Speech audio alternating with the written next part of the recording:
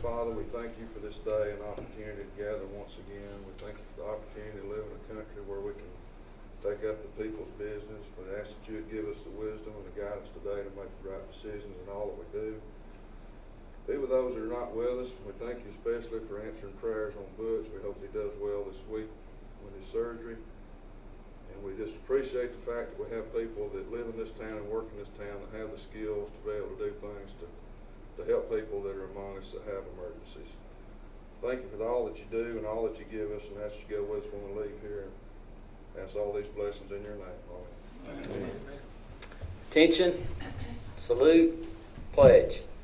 Pledge allegiance to the flag of the United States of America and to the republic for which it stands, one nation, under God, indivisible, with liberty and justice for all. I'd like to welcome everybody here today for our council meeting. We'll go ahead and get started. Has everybody had a chance to look over the minutes? Motion to adopt. Second.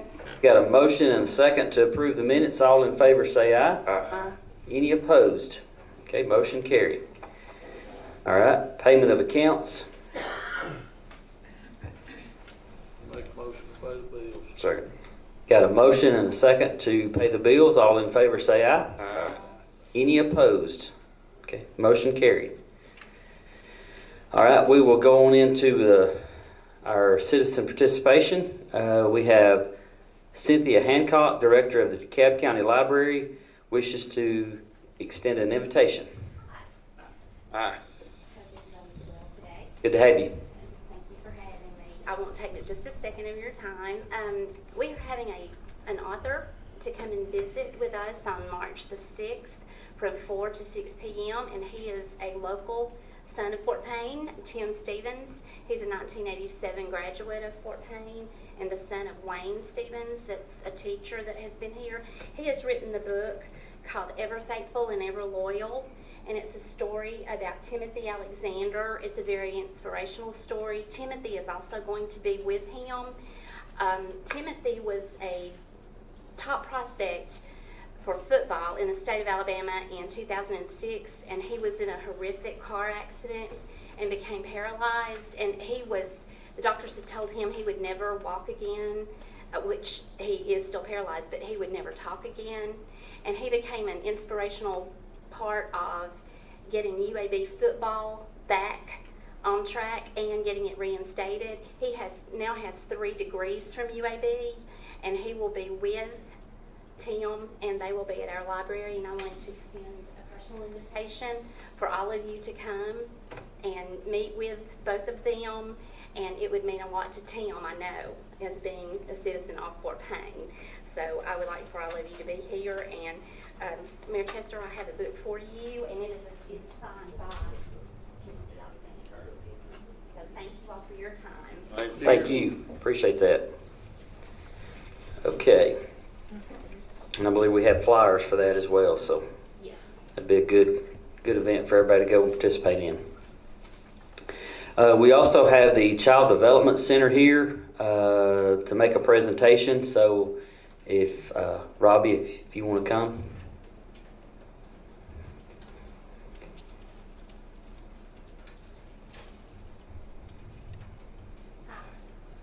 Thank y'all for letting me have the opportunity to come today. In December, some of you came and toured our center and had breakfast with our kids. And from that, we got a desperately needed heating and cooling unit for our basement for our school-age kids. And also our dining room got repainted. So our kids and staff did a little picture for y'all. It's their fingerprints and their names on it. So we just want to give this to y'all as a thank you. And we really, really appreciate all your help that you have given us. Thank you. Thank you for all that you do.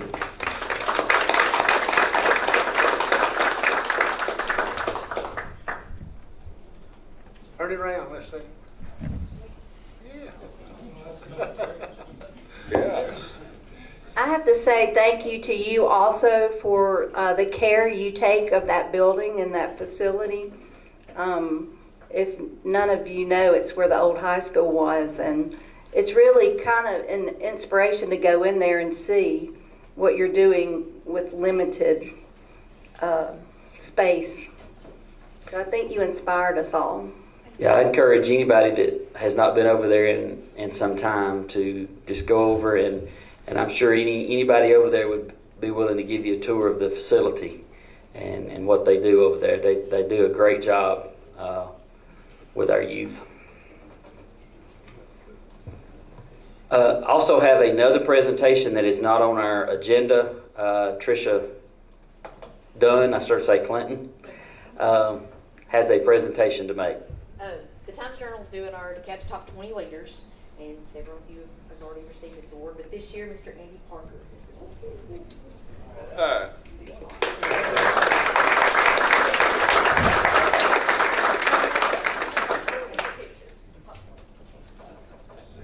So congratulations. Top 20 city clerks. One of Fort Payne's top 20. Okay. You're number one in our hearts. Yes. Okay, ordinances and resolutions. Resolution 2018-03 declaring certain recreation department treadmills surplus and no longer needed for public or municipal use. I think Greg is going to turn these in, trade them in on some new ones, so. So moved. Second. A motion and second. All in favor say aye. Aye. Any opposed? Okay, motion carried. All right, resolution 2018-04 declaring certain police department vehicles surplus and no longer needed for public or municipal use. Second. Got a motion and a second. Address what you're going to do with those. Yeah, we have 3 right now. We're gonna have a 4th in about a month or so when the boys get out of the academy. 2 of them we'd like to use as parts. We still have a couple of foundations running, so we'd like to use those as parts and Tim stores for us. Keeps us from having to spend money on car parts and stuff like that. We don't have any left, but we still got a couple that we can always use some parts on. I was approached by the Alabama Probation and Parole Office. They have 4 officers in their office here in Fort Payne now, and at times they are big help to us issuing warrants and stuff to folks that we need to put in jail for a long period of time. And they were asking if we might be able to donate one of the better of the 3 cars that we're declaring surplus to them. I told them I would just have to ask the council. Yeah, well, I really have some questions about donating the vehicle to a state agency. I mean, I know they're local, but they're still a state agency. They have 3 vehicles. They have 3 vehicles and 4 officers. One of the guys has to drive his personal vehicle. And the 3 came from the state. Yeah.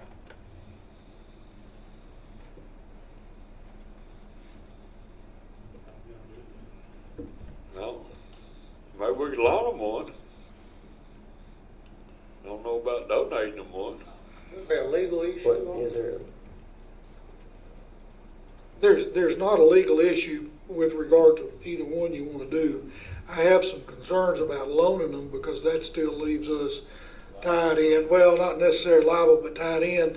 The state then can't get any insurance on the vehicle, and I think we may have some problem if, because our insurance is going to cover our people, if our people are driving it and therefore us, but I don't think our insurance is going to cover the state vehicle.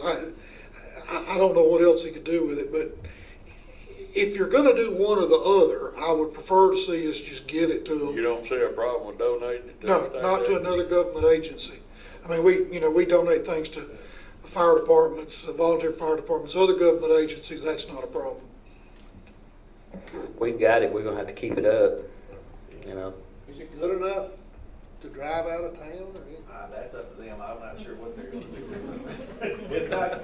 We're taking it off the road because it's fast. It comes with no warranties. As is. Well, if it's not a problem, not a legal problem, No, it's then not I a don't legal have a problem. problem with it. I don't It's see a not a problem. legal problem. Well, I'll make a motion to donate a vehicle to it. Got a motion and a second. All in favor say aye. Aye. Any opposed? Okay. Randy, when do you propose to give it to them? As soon as we get the paperwork. Is it off the road right now? Yes. Okay. I'll remove it from the insurance roll. And the other thing is, they're gonna have to be responsible for removing the stripes off of it and all that good stuff. We took everything else out of it as far as police stuff. They have to take the stripes off. All right, Resolution 2018-05, declaring certain inspections department vehicles surplus, no longer needed for public or municipal use.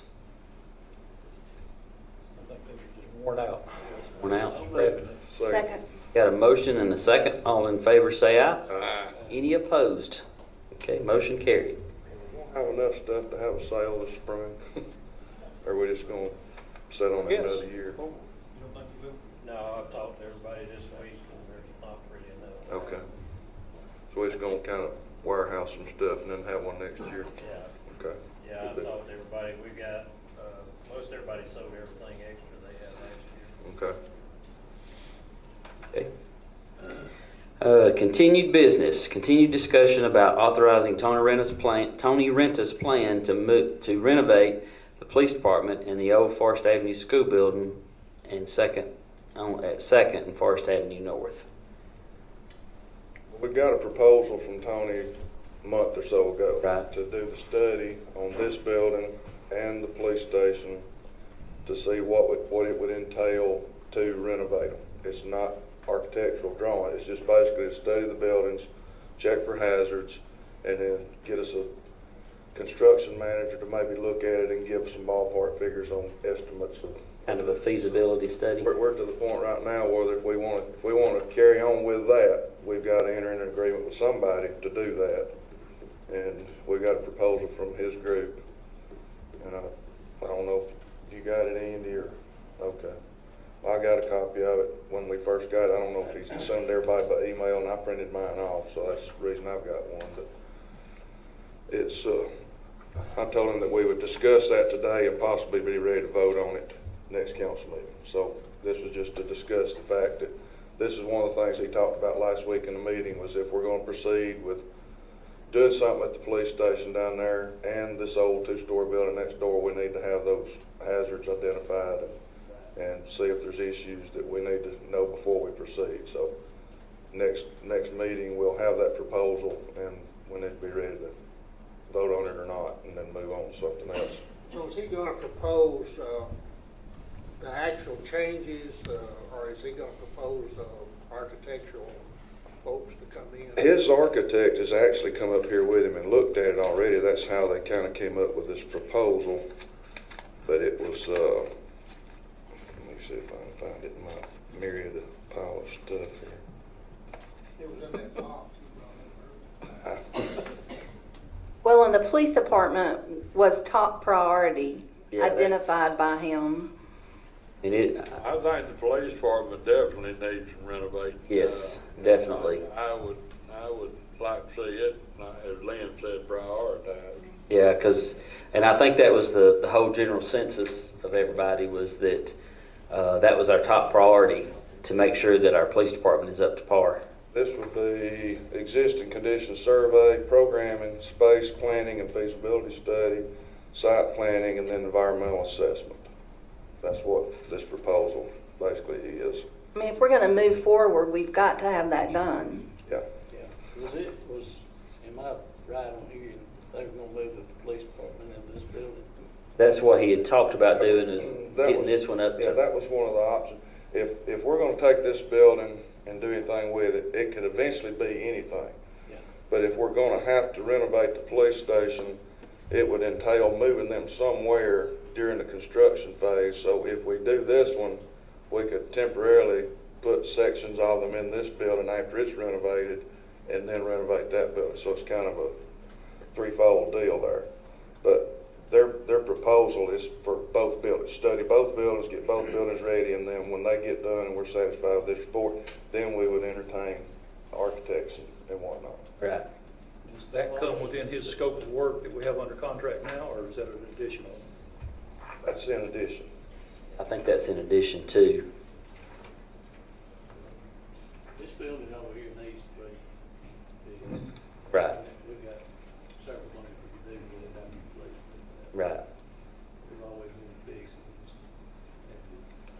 I think there's quite a bit of interest in maybe letting that turn into at least part of their entrepreneurial center, and then maybe have some of the things we're talking about doing in the coal and iron building upstairs we could possibly do up in this building for a lot less money, and get this building renovated and up to code and current, back in use. And then if that procedure's done down there where they would have to move during the renovation, and that's just a if. You know, we get the plans, we may renovate it, we may not. I'd love to be able to fix that building. It's a fortress down there. It just needs some windows and a roof and a lot of inside stuff done. But structurally, that building is solid concrete through and through. Needs rewiring. Yeah. We can't relocate the jail or we'll lose it. If you close that jail, you're never Right. opening back. Right. So- We'll be at the pleasure of the county to pay them for inmates down there from now on. So that's part of what's important about keeping it and renovating it. That process can still be, the jail can still be in use while they're, renovating. So, So I think we can discuss that between now and then in the next council meeting. I think we need to decide on that, yes or no. Well, it really means anyone else giving us any proposals on it? We hadn't really asked for proposals. yeah, we haven't, it's just, one of the steps that the next step that we gotta do is to Get a proposal? get a proposal of finding out what it's gonna entail to fix that. We and see don't if have to it's- use his architects. We don't have Right. to use anyone. No. Yeah. But he works with individuals that have done these type things in the past, and he just, when he knows that that it's going to call for something like that, he puts that together. When he finishes, Kinda gives us an idea. Will he have a cost estimate at the conclusion of his research? I think that's what the construction manager phase of that plan is. They will do rough estimates. Of course, you're going to have to put it out for bids before you actually get hard figures. But the one thing that he does bring to the table is he's done these, and he keeps a 5-year track of current cost on doing renovations. So Approximately what So he can give you a ballpark figure of what, and that's what he basically told me. I can give you a ballpark figure. Anybody can give you a ballpark figure. I get Sam Wilson to come up here and do the same thing, but he does it from a construction standpoint, and then Tony does it from the architectural standpoint of his people giving him ideas. So, but when it comes time to hire architects and do all that, we can hire anybody we want, and we can hire somebody else to do this same study. That's just the proposal that he sent us. So if you want to take other proposals, we can do that. I don't know who to go get them from. What about the MAPCO building? Would we want to add that to that? Possibly? Well, he Since sent we're working another on it. proposal that we will have available next meeting. Okay. that, I haven't looked at it yet. You should have that email form you can print off and look at it, and then we can discuss that, and then have that Separately. next meeting. I think all this today was just get the discussions going on what we're gonna have 2 weeks to study on before we make decisions on what it's gonna cost money-wise to do that. And along with that, I'd like to say I appreciate everybody that came out to the strategic plan meeting. It was huge. It was a little crowded, and maybe everybody didn't get to hear everything. But to me, that's a good problem to have when there's that many people comes out and is interested in seeing Fort Payne grow and go forward and doing right things. So. I appreciate everybody that was there and came out and participated. Okay, our next on the agenda is the authorized contract with Retail Strategies. We met with them last 2 weeks ago. So moved. Got a motion and a second to renew the contract. All in favor say aye. Aye. Any opposed? Is that a budget adjustment? 5? Okay. You already did that. Okay. All right. Continued discussion about authorizing contract with James Payton for engineering and surveying services for the proposed sewer expansion in Terrapin Hills and Highway 11 North. We authorized him to go ahead several meetings ago, but we never actually signed the contract, so this is just formalizing the signing of the contract. Yeah, that was approved, I think, in November. That's right. And we just need to authorize the mayor to sign that contract. So moved. Got a motion and a second. All in favor say aye. Aye. Any opposed? Okay, motion carried. All right, continued discussion about authorizing issuance of bonds to finance various projects previously discussed and set a work session for Brad Green and Larry Ward of Raymond James and Associates to present current scenarios based on the latest interest rate changes. So, I think it's time, we're gonna have to make that big decision, and Jessica has prepared a deal that she's gonna try to get to everybody that shows 2 years past, this year, and 2 years forward of projected budgets with these different scenarios in there. And today, you should have one of these that came in your box to look at on 2 different money amounts and 2 different scenarios. And in talking with our financial people, these 2 different scenarios are basically just starting out with the first year, just an interest payment, and then start making principal and interest for 29 more years. The second scenario is a step up principal of a smaller amount that gets bigger for the 4 years, and then it turns into the full deal. So it gives us a little bit of savings for 3 or 4 years to continue to add to our surplus a little bit, get our cash position back in shape. So those are the 2 scenarios on the 2 amounts of money that it's probably going to take to do all the projects we're talking about.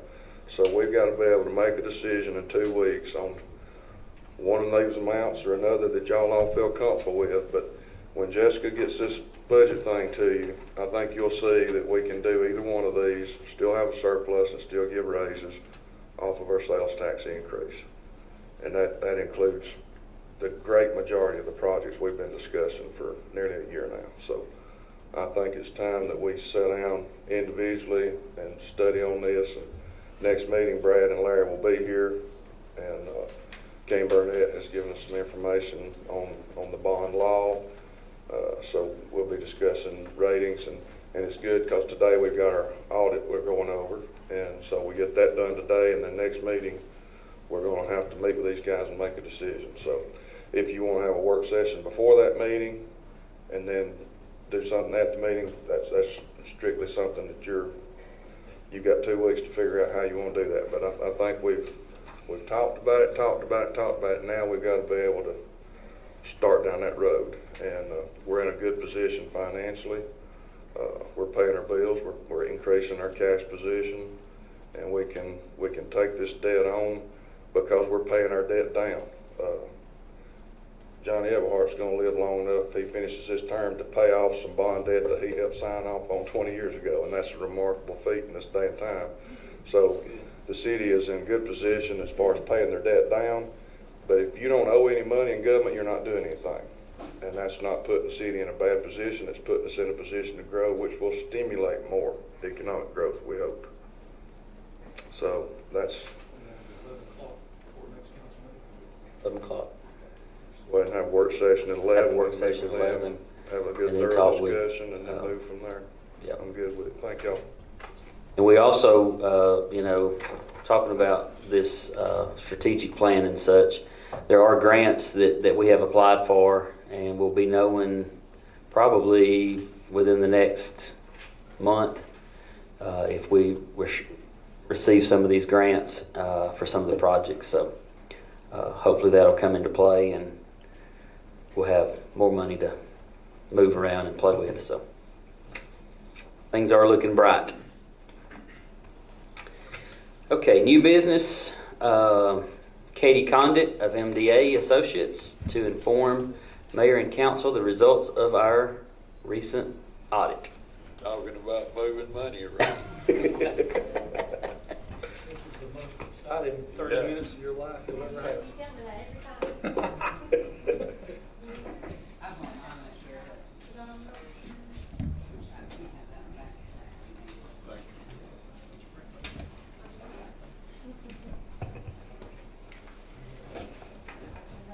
I'll read this one.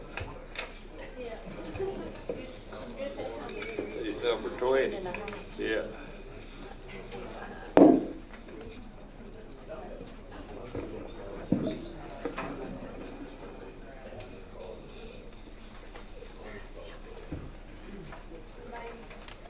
thing I know.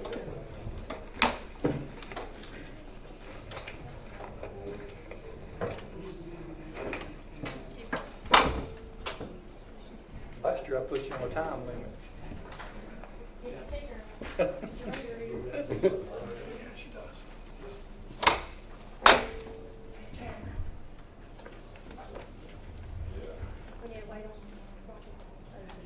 No. Funny, we don't pay it. I'm Katie Condit Brown from India Professional Group, and we have finished the financial statement audit for the year ended September 30th of 2017.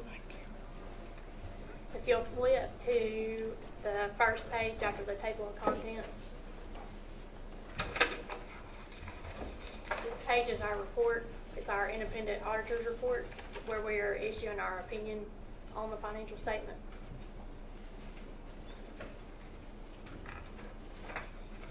And on page 2, about the middle of the page, is the opinion paragraph.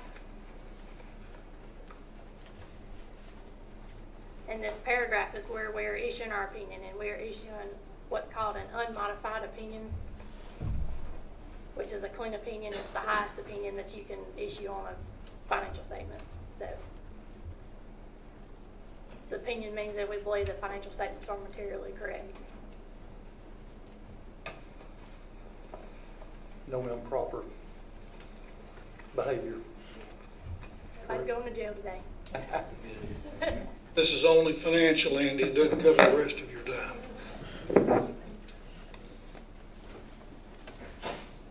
All right, if you'll flip to page 4, it's one of the first pages after the Roman numerals.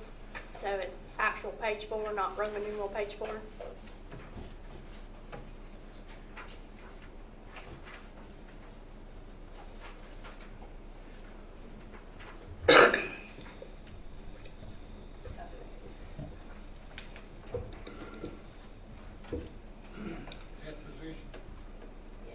This page shows the city's balance sheet, which is all of the city's assets at September 30th, all of the city's liabilities, and your net position, which is all of your assets minus any of your liabilities. The first column where it says the governmental activities, this is the city's numbers. That middle column that says the business type activities, that's a combination of the sewer, sanitation, the golf, and the airport. And the very last column, the component unit, that's the Fort Payne City Board of Education information, which is required to be disclosed in the financial statements too.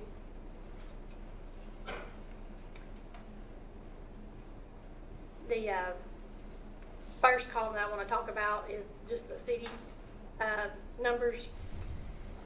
The first half is your assets, so you can see a detailed breakdown of what makes up the city's assets from your unrestricted cash, receivables, restricted cash, CDs, and then a combination of the land, vehicles, infrastructure, buildings. So the line that says total assets is for the city is $61,334,000.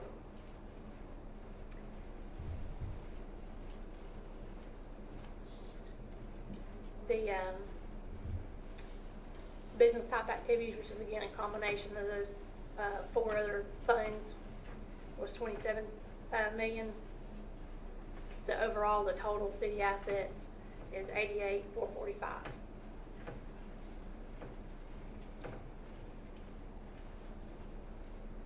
The middle section where it says liabilities, the city's total liabilities is $24,482,000. The business type activities is $3,944,000, so a total of $28,427,000.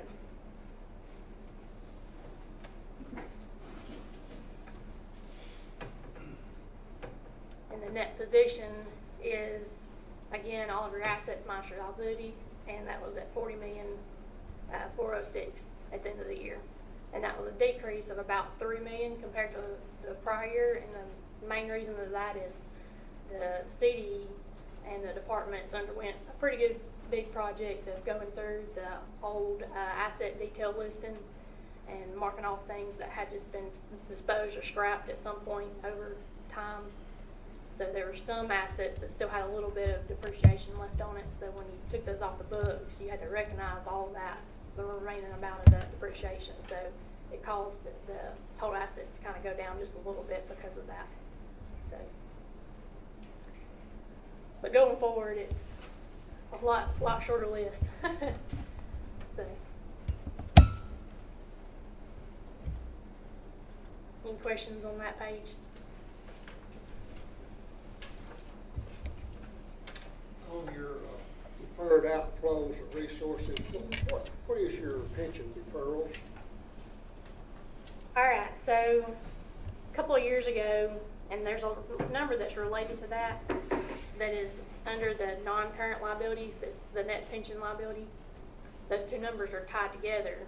A couple of years ago, there's an accounting change where we were now required to book the difference between what RSA and their actuaries believe that the city is going to owe at some point in the future to folks who retire. And there's going to be a difference in that number and the amount that the city and the employees have contributed to the plan over time. That is that. Yep.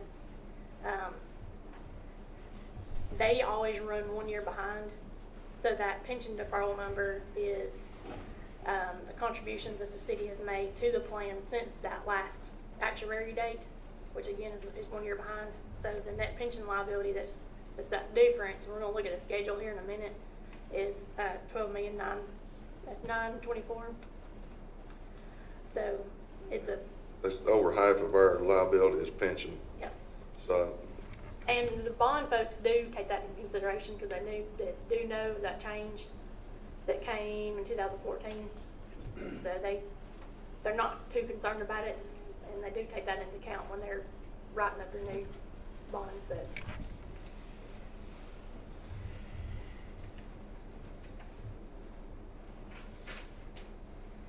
The next page is on page 8.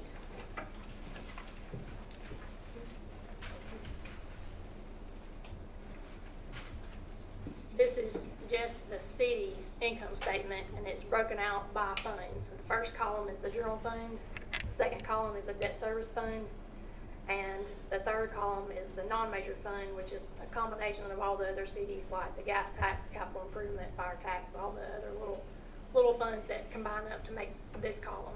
The first column is just the general fund, the general operations of the city. So you can see total revenues this year were $15,752,000, and that's an increase of about $500,000 compared to the year before, and the majority of that's due to increase in sales tax collections and license and permits.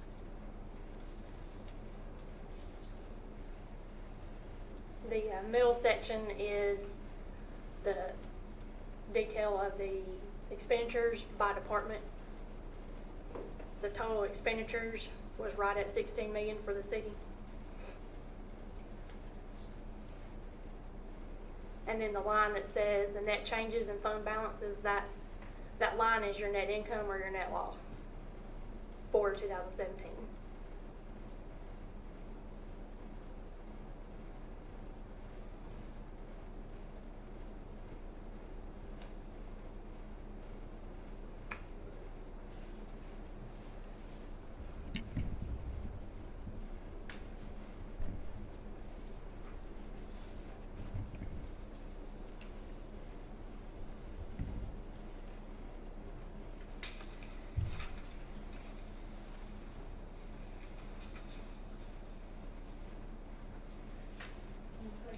Page.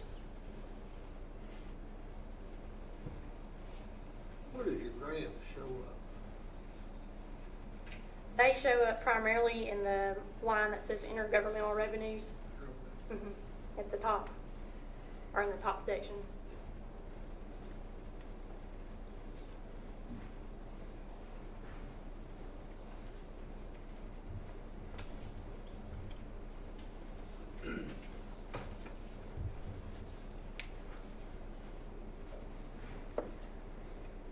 next page is on page 12, and this is the income statement for the business type activities that we mentioned earlier, which is the sewer, the airport, the sanitation, and the golf course.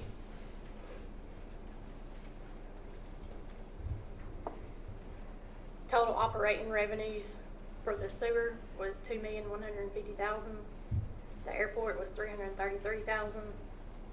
Sanitation was $2,308,000, and the golf course was $92,000.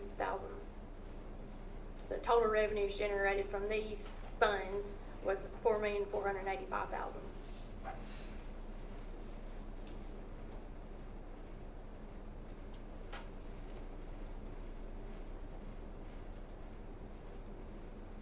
The middle section is the operating expenses. The sewer's operating expenses was right at $2,048,000. Airport was $561,000. Sanitation $2,300,000, and the golf course is $287,000.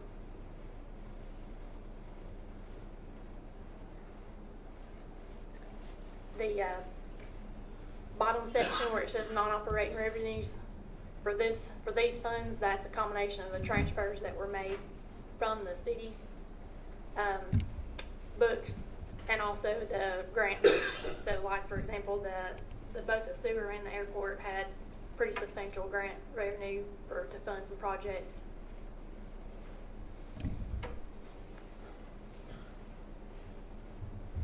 But basically, the sewer and sanitation is doing quite well. Well, a lot of that's due to the grant revenue to fund the projects.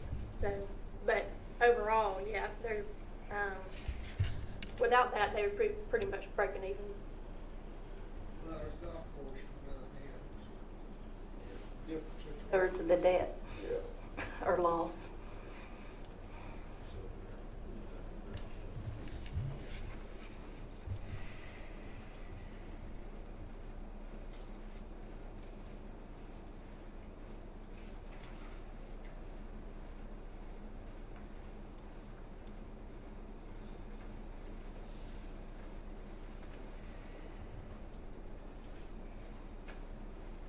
Of course, when you look at your intergovernmental revenues, for instance, on the airport, $426,000,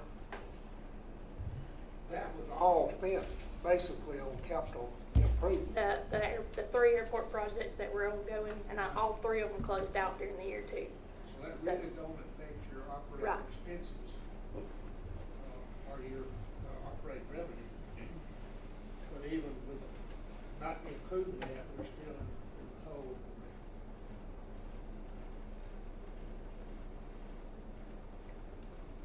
And also, one thing to take into account on these funds, you're showing depreciation expense.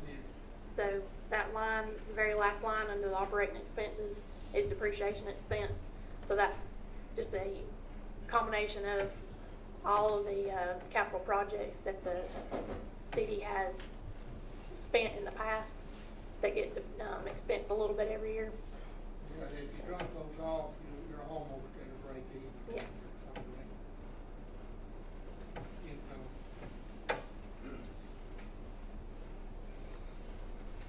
Maybe under the operating expenses of the airport, where is fuel? How is it, you've got an operating revenues, we've got fuel sales, but where does it show up on the operating expense? The cost of sales. Cost of sales. That $185,000 is going to be included in that number.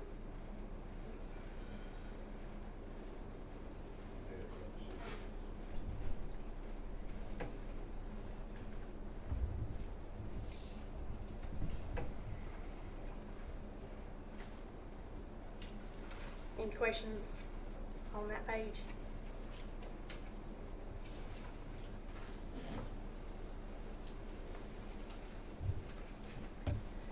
I don't know what else we do at the airport. Clerk. I don't know either. We've gotta have it. Well, that's part of city government. Yeah. The police department don't make a profit, Right. the street department don't make I think we're doing as well as we can do considering. No. That's why you have taxes, if you make profits, you have to have taxes.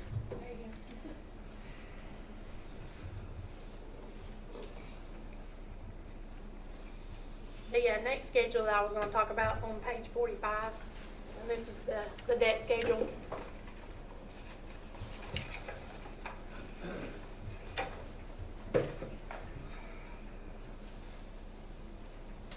The top half of that schedule is where it says governmental activities. This is the city's part of the debt. The bottom half, the business type activities, that's the combination of sewer and sanitation and their debt.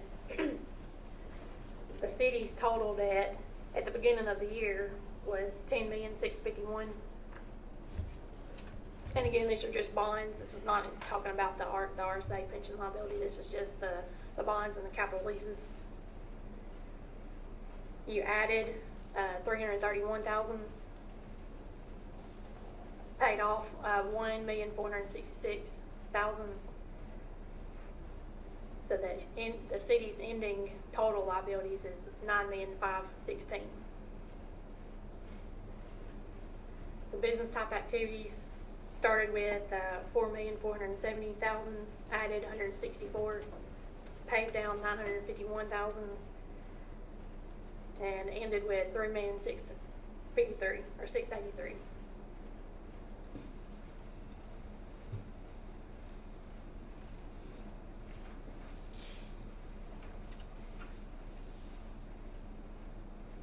So basically, our debt is gonna be level for the next year, and payments about level.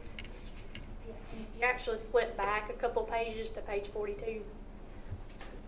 We have a schedule of maturities for the next 5 years, showing the principal and the interest components. So for the next 5 years, and then in 5-year increments after that.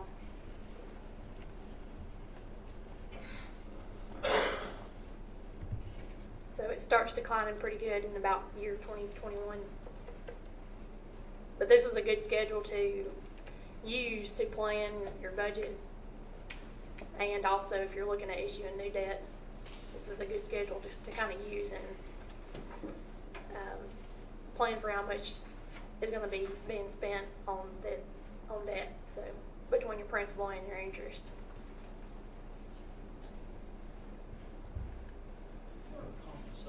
Compensated absences. Compensated absences is a combination of the city's accrued vacation, sick, and comp time that's owed to employees. Listed in the Yeah, yeah, because it's not just what's going to be paid out in the next year, so that's how much is owed in total. So Person comp time building up. Figured that out. Yeah.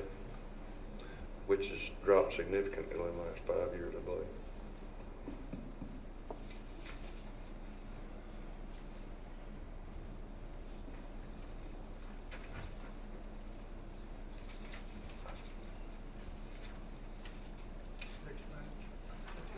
all right, page 61. Page 61 is the schedule that I was referring to earlier about the net pension liability. And it started in 2014 is the first year that accounting standards required us to start booking this liability.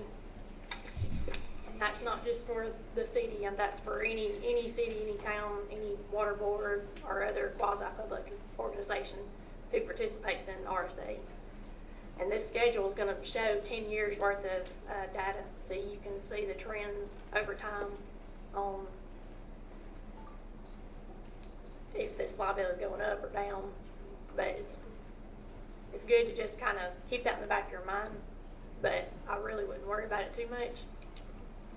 It's not just, I mean, almost everybody has ended up with a liability. Now, there's a bill up in Montgomery now, it basically says if you wish to handle your tier 2 retirement, you can do it in the same way as tier 1, which would cost more money, I would think. That bill hadn't passed yet, but if it does, and of course it affects us in 2 or 3 ways, this would be one of them. The other would be just. But it's voluntary, is it not? Yeah, it is. We don't have to. The bill is set up so that each city has to make that decision. But whether it's going to pass or not, I don't know.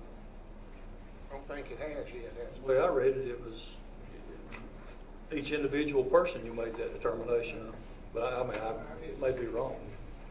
I guess I stand with it, but I didn't catch that. I wouldn't think I think it said something about employers. Anyway, we'll know more about it when and if it does pass.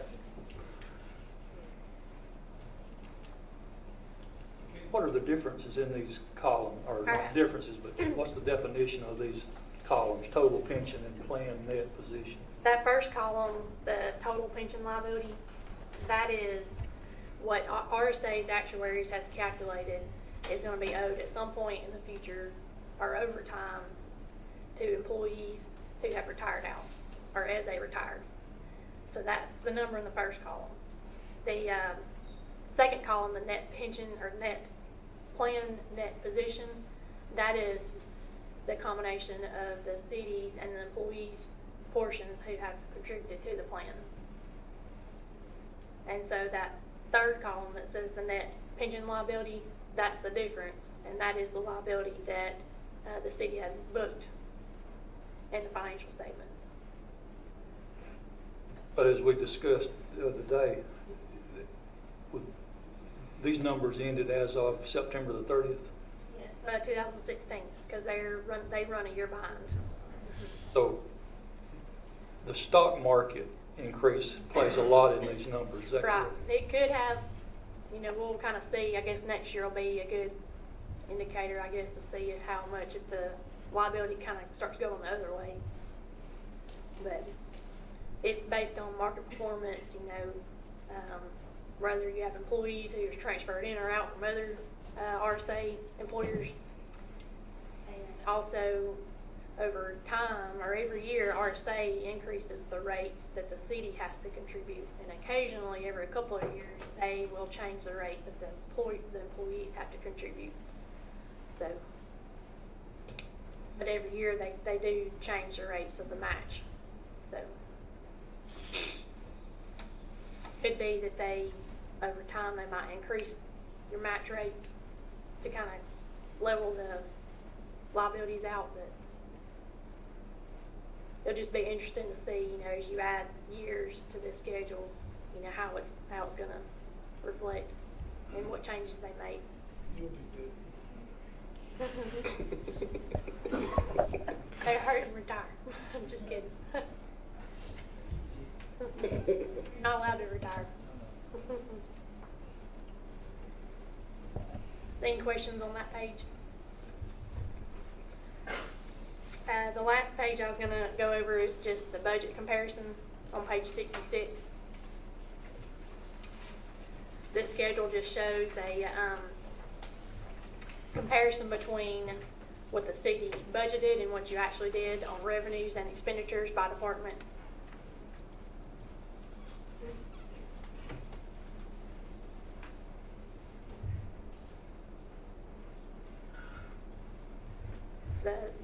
On revenues, the city budgeted to have $15,886,000. You actually had $15,752,000, so that's pretty close on budget. You budgeted to spend $14,748,000 and actually spent right at $16,000.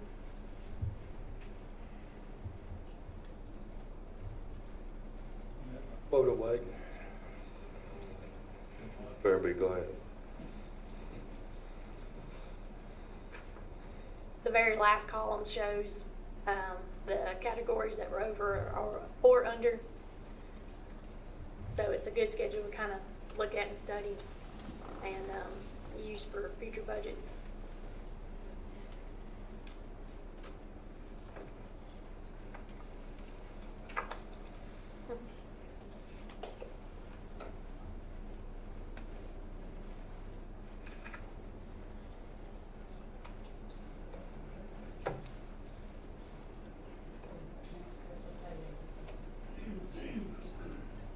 Transfers to state agencies are not listed in the full section of the budget, but they are in the columns.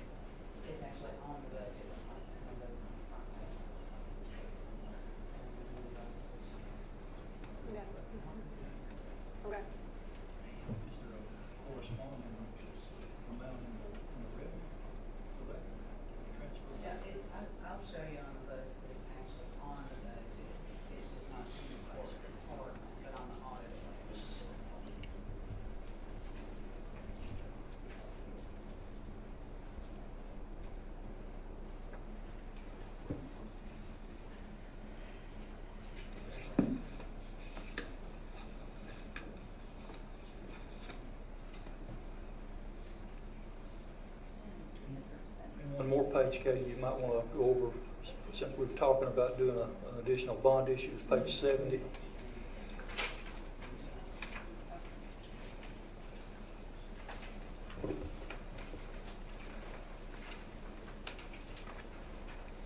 Page 70 shows the city's legal debt margin.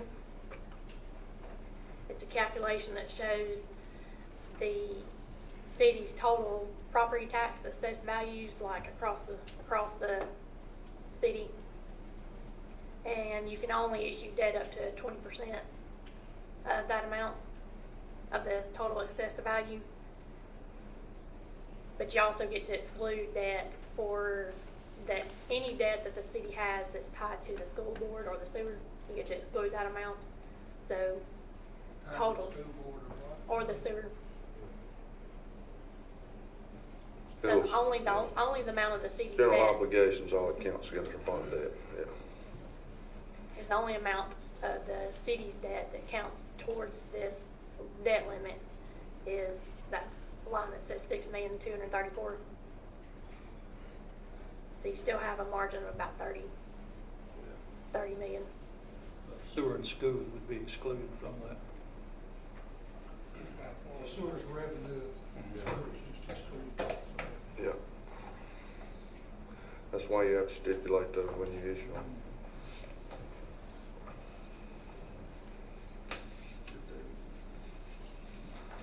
Go. Time limit up, or past time. Good. Thank you, Katie. Thank you, Katie.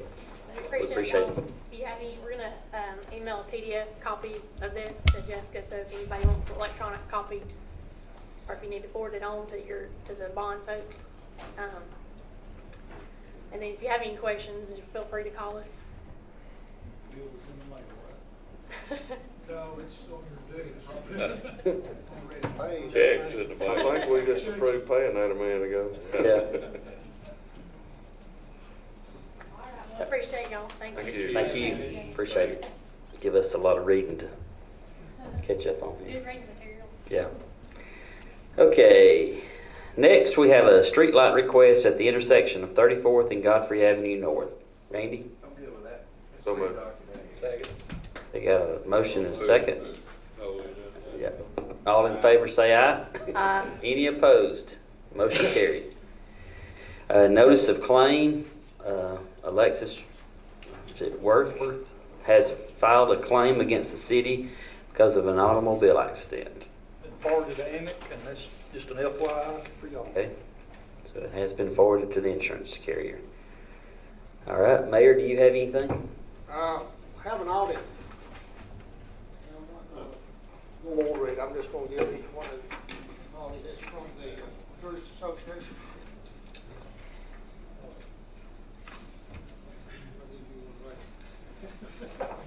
Fred, I'll read it. Me and you will share it, Rocky, because I think we've. Yeah, I think we would have to do that. Anyway, that was, I think it's been almost 5 years since our audit was done with the tourist board. And it was declared a clean audit, and I don't think there'll be one done every year, but maybe one or every other year or something of that nature be decided later on. But for your information. And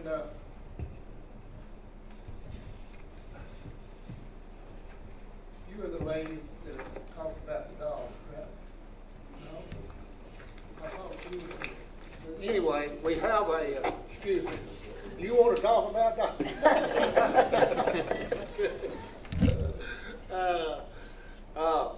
I don't know where the bill has gone in Montgomery. Does anybody know?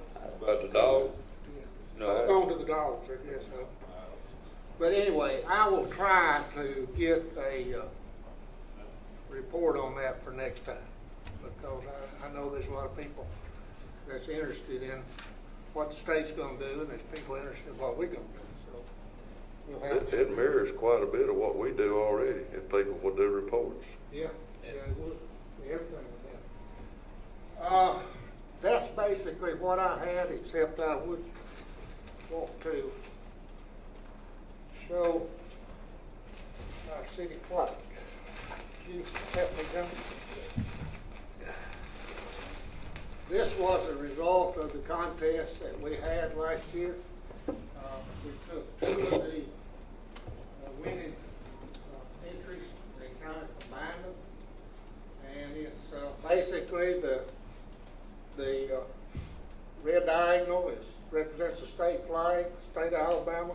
We've got the Trail of Tears, the Boom Days, Revolution, music, and the sock business. Along with our incorporation date of 1889. The letters on the left here are Cherokee Sequoia language. It stands for Willacy, which was their word for Willstown. So I've been told. So we will have this to display at our annual meeting with the league, I think in May. We always have a hall of flags, and at least we'll have something to present before final time. I hope everybody approves. There's been some questions as to what are we going, where are we going to display it? Are we going to do it out in the public or here in the building or what have you? So, y'all give me some ideas on that, if you will. And that's it. Thank you, Mayor. Okay, does anybody else in the audience have any questions, comments for the council? Before we dismiss, I just want to say I appreciate you all coming. Any other department heads that didn't get to address any issues earlier? Okay. So do we have a motion to go into executive session? We have a motion. Do we have a second? Second. Have a motion and a second. Yes. Yes. Okay. We appreciate you all coming. Will not be any action taken after the executive session.